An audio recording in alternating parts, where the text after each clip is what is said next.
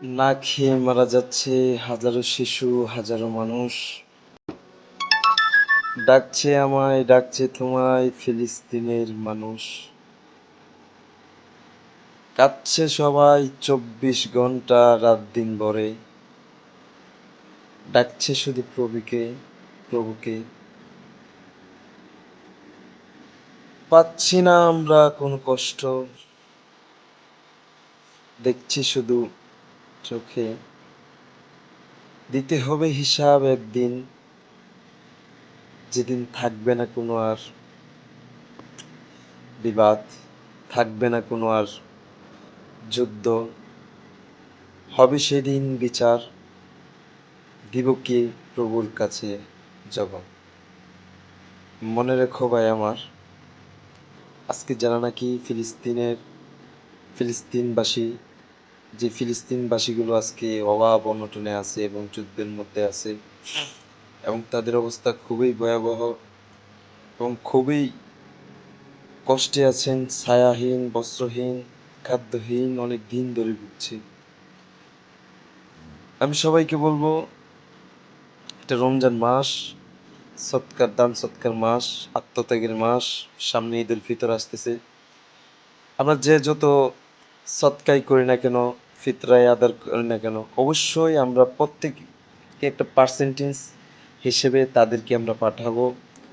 যার যতটুকু সামর্থ্য আছে সেই অনুযায়ী আমরা তাদেরকে পাঠাবো। আমরা 58টা দেশ এবং মুসলিম রাষ্ট্র আছি।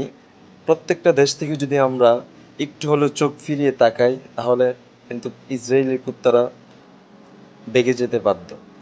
সুতরাং আমরা সবাই মিলে যদি একটু বল করি 10-এর লাঠি 1-এর পূজা, তাহলে আমার মনে হয় ইনশাল্লাহ শীঘ্রই ফিলিস্তিনিদের বিজয় আসবে।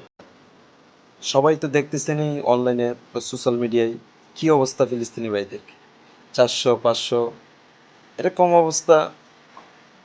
বলতে দিন দিন যাচ্ছে আরো গভীর এবং নিষ্ঠুর হচ্ছে মানুষ।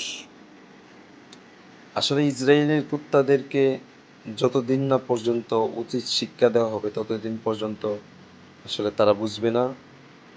কেননা মুসলিম জাতি আমরা, এমন এক মুসলিম জাতি যেটা যুগে যুগে আমরা নির্যাতিত ছিলাম এবং থাকব।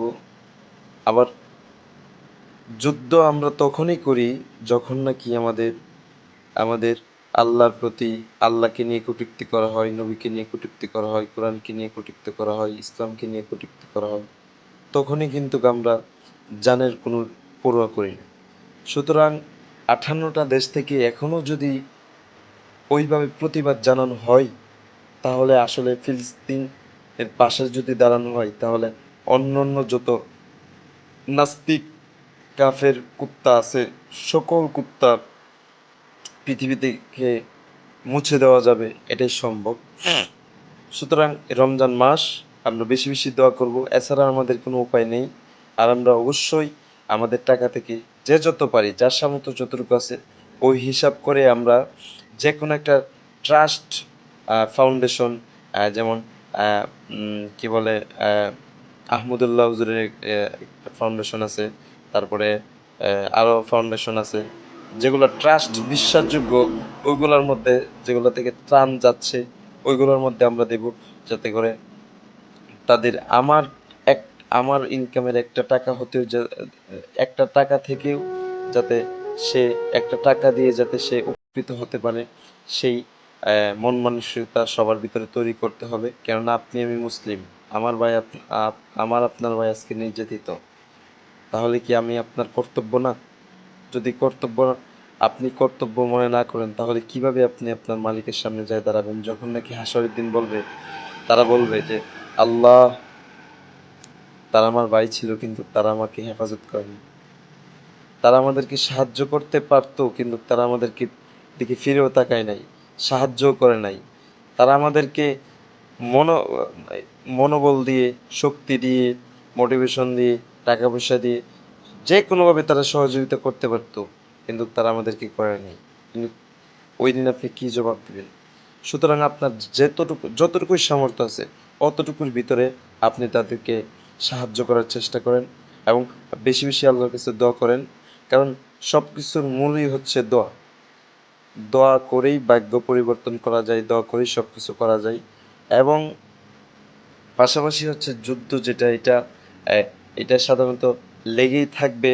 কেননা ফিলিস্তিনিদের প্রতি এবং মুসলমানদের প্রতি কাফেরদের কিয়ামতের আগ পর্যন্তই একটা অনীহা এবং একটা ঔদার্য এবং একটা রাগ কাজ করবে। এটা নবীদের আমলে ছিল, এখনও থাকবে এবং ভবিষ্যতেও এখনও আছে, ভবিষ্যতেও থাকবে। সুতরাং আমরা বর্তমানে আমাদের ফিলিস্তিনি ভাইদের পাশে দাঁড়াতে হবে, আমাদের এটা কর্তব্য। রমজান মাসে বেশি বেশি দোয়া করতে হবে আল্লাহর কাছে, আল্লাহ তাআলা যেন তাদের সবাইকে হেফাজত করেন এবং আহ, পুরো মুসলিম জাতিকে যেন আহ, কাফের নাসারা মুশরিক নামক কুত্তাদের হাত থেকে হেফাজত করেন। আমিন। আজকের মতো এখান থেকে বিদায় নিচ্ছি। ভালো থাকবেন, সুস্থ থাকবেন। আসসালামু আলাইকুম।